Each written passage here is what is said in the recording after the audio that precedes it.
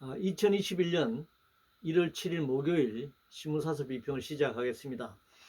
먼저 중대기업처벌법 관련 사설입니다. 조선일보는 기업하는 죄로 교도소 담장 위에서 살아야 하는 대한민국, 지금 국회 법사위원회에서 중대재해기업처벌법 10만 청원으로 상정된 법안이 난도질 당하고 있는데, 1명 이상 사망 시에 CEO 임원 대주주까지 1년 이상 감옥에 처해한다. 굉장히 지금 순화된 후퇴된 수정안인데, 이런 것들을 두고 기업하는 죄로 교도소 담장 위에서 살아야 한다. 이렇게 사설 내보냈고, 반면 한겨레 신문은 기업 봐주기 중대재해법 이대로는 안 된다. 후퇴하는 데 대해서 또 비판하고 있습니다. 이 조선일보의 이제 주장은 연간 3,000명의 노동자들이 공장과 직장에서 노동절 산재로 사망하고 있는데, 이것에 대한 고려는 전혀 없는 것 같습니다. 자본이 돈을 벌고 주주들이 투자해서 고배당을 챙기고 주식의 차익을 챙기고 이런 데만 관심 있지, 노동자들이 죽어가고 과정이 파탄나고 고통을 당하는 것은 아예 안중에도 없는 것 같습니다. 이런 주장은 노동자들의 산재 여부를 떠나서 인간에 대한 예의 이런 것 자체가 과연 있는가, 우리 사회가 그것을 되돌아볼 수밖에 없는 그런 사설이라고 생각합니다.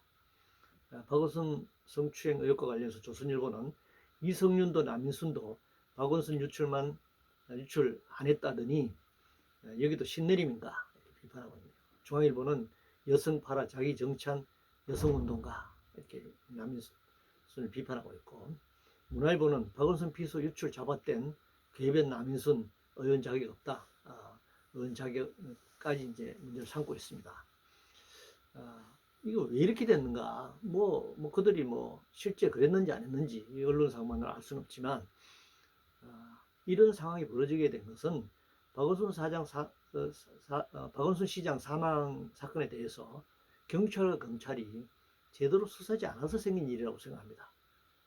부검 문제, 유서경위 분석 문제, 통화 내역 조회 문제, 이런 수사의 기본 원칙만 지켰다면 분명하게 뭔가 결과가 드러났을 겁니다.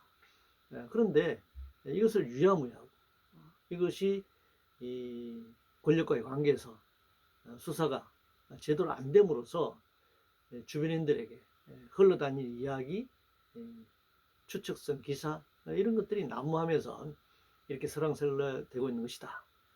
원인은 수사를 제대로 안 했기 때문에 그렇다, 이렇게 생각합니다. 아동폭력 관련해서 조선일보는 정인이 추모 열기 또 얼마 지나면 잊히지 않겠나 이런 제목을 사설해서 정부의 아동학대 정책 대책은 제우탕 뒷북이고 국회도 관련 법안 90건이나 지금 뭉개고 있다, 이렇게 비판하고 있는데, 일단 용어가 아동학대가 아니라 아동폭력으로 바꿔서야 하고, 자식은 부모의 소유물이 아니죠. 대등한 인격체입니다. 천상천하 유아독존이란 말이 있듯이 대등한 인격체이기 때문에 소유물로 생각해서는 안 된다라고 하는 것입니다. 구조적으로는 이 사회적 폭력이 일반화되고 가정폭력, 학교폭력, 직장폭력, 폭력이 우리 사회에 내재화되어 있는 그런 상황을 어떻게 극복할 것인가. 물론 당사자, 폭력의 당사자는 당연하게 엄하게 처벌해야 하고 그 필요한 법적 뒷받침, 법과 제도가 뒷받침돼야 하는 것은 사실이지만 그것만으로 해결될 수는 없습니다. 우리나라가 지금 법이 한 20, 30년 사이에 2배나 늘어났습니다. 법이 자꾸 늘어나고 만들어진다고 사회가 범죄가 줄어드느냐, 폭력이 줄어드느냐, 그것만은 아니라고 생각합니다. 주식 관련해서 중앙일보는 코스피 3000 과열 경고 흘려듣지 말아야 한다.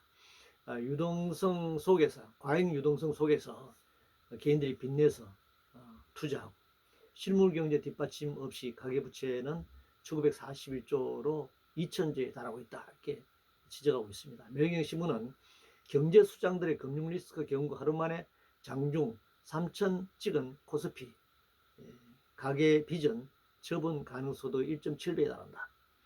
한겨레 신문은 코스피 장중 3천 돌파, 과잉 유동성 관리만 안전을 기해한다.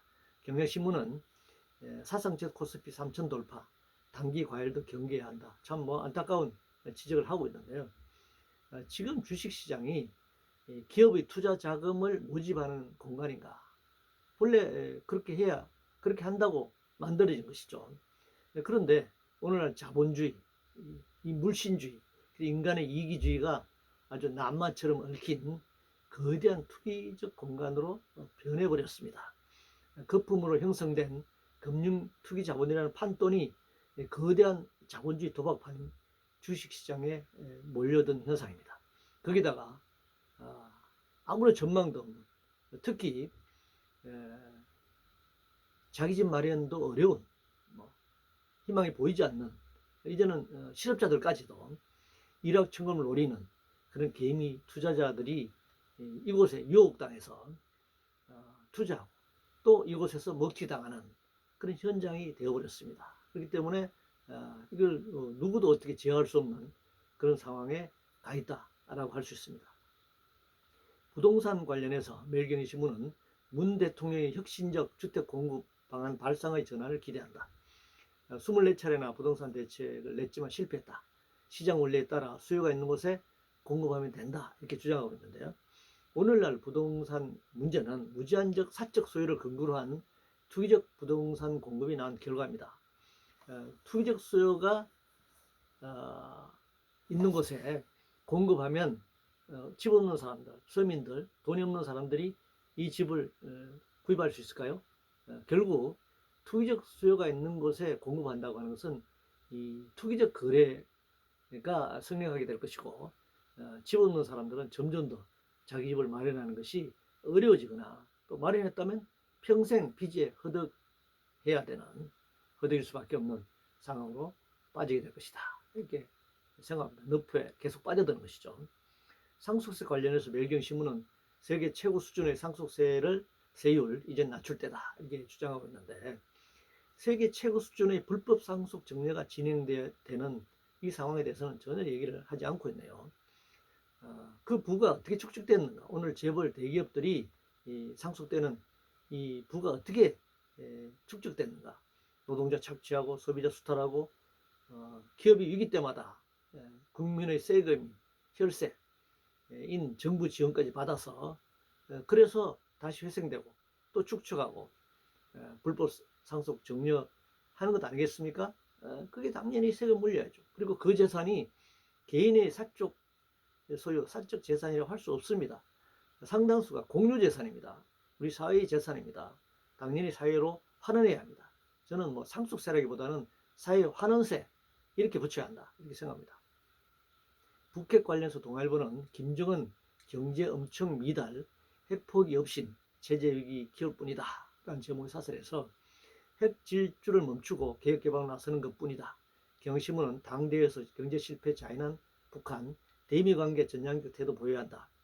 제목의 사설에서 조 바이든 핵 문제 진전된 태도 확인 뒤 북한과 교섭에 나설 것이다. 이렇게 이제 얘기하고 있습니다.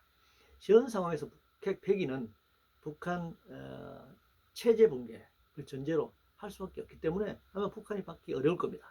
우리가 한 번 더 비핵화를 얘기하려면 그냥 선언적으로 얘기해서 될 문제는 아니고 90년 초부터 북한이 핵무장을 하게 된 계기, 그 원인에서부터 다시 바둑 복귀하듯이 복귀해야 합니다.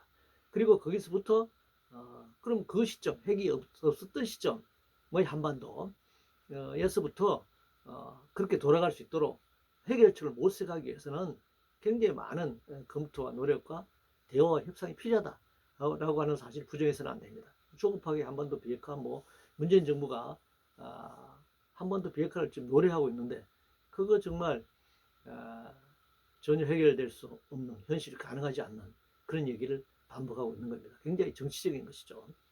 코로나 방역 관련해서 동아일보는 합리적 기준 없이 목소리 크기에 좌우되는 방역 수칙, 한겨레 신문은 거리두기 연장 집단 반발, 책임은 정부에 있다 라고 이제 지적하고 있는데, 결국 선별적 대응이 낳은 불만이 터져나오고 있습니다.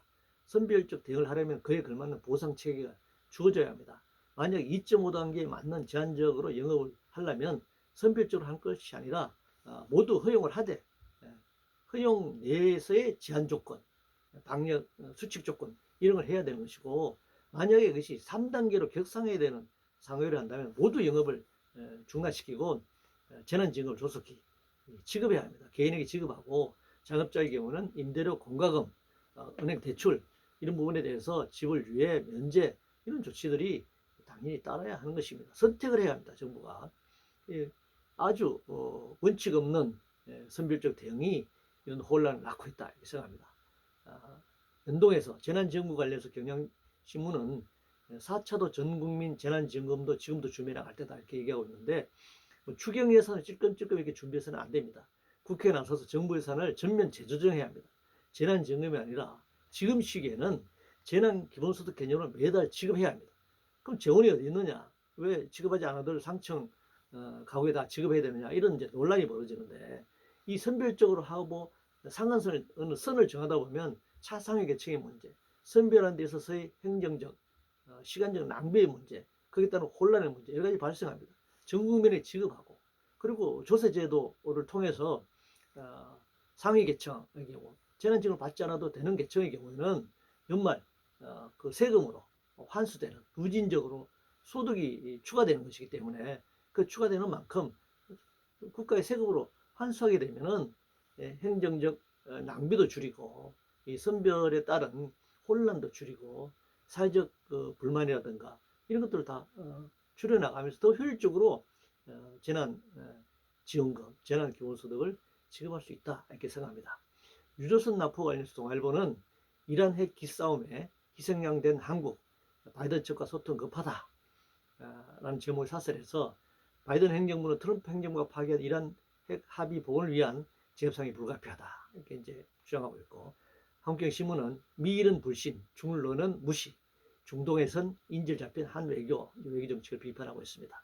문화일보는 이란의 납포 첩보 한 달 전에 입수됐는데 문 정부는 그동안 뭐 했나 이렇게 비판하고 있습니다. 이것은 뭐 한국 정부가 제대로 대응을 못한 점이 있다면 비판받아야 되고, 그러나 제 생각에는 대응할 수 있는 별로 수단이 없는 것 같습니다. 트럼프 일방적 이란 핵협정 탈퇴가 빚은 결과인데 미국의 당연한 미국의 책임이죠. 그래서 고래 싸움에 새우 등 터지는 격이 됐습니다. 한국에 묶인 돈을 이란에 이제 지급할 수 있도록 미국에 적극적으로 요구해야 합니다. 이것은 한국과 이란의 문제가 아니라 미국과 이란의 문제가 결국 한국의 불똥이 튄 것이기 때문에 우리가 미국 정부의 바이든 이제 당선자이죠. 곧 취임하게 될 텐데, 바이든 행정부에 적극적으로 요구해서 이 문제가 해결될 수 있도록 조치를 취해야 한다고 생각합니다.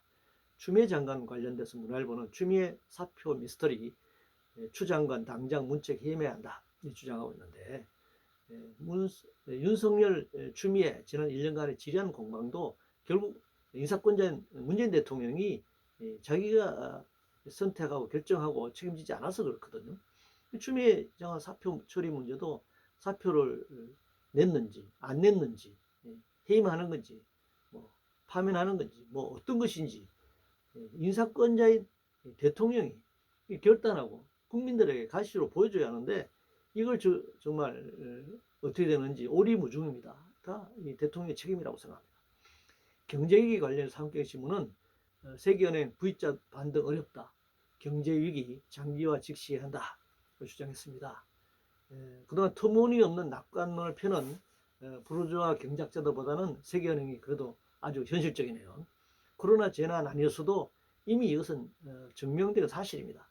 2008년 미국발 재정경제 위기 당시에 천문학적 공적 자금을 쏟아붓고 일시적으로 국유화 조치를 취했지만 자본주의 공황적 위기는 10년이 지난 지금도 회복 불능 상태입니다.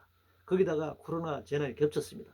앞으로 기후위기까지 겹쳐 단순히 경기 변동 수준이 아니라 자본주의 체제 자체의 위기가 더 가속화될 것입니다.